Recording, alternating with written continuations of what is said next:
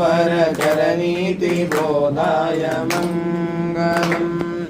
गुरुरूपधाराय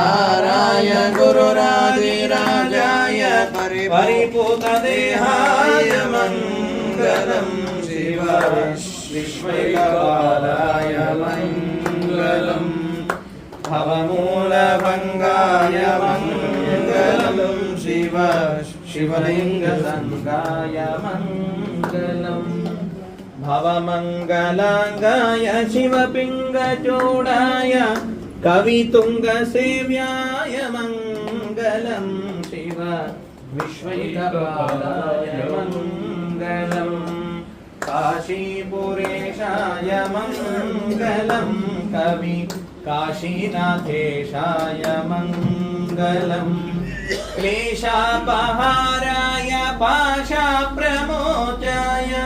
Shrisha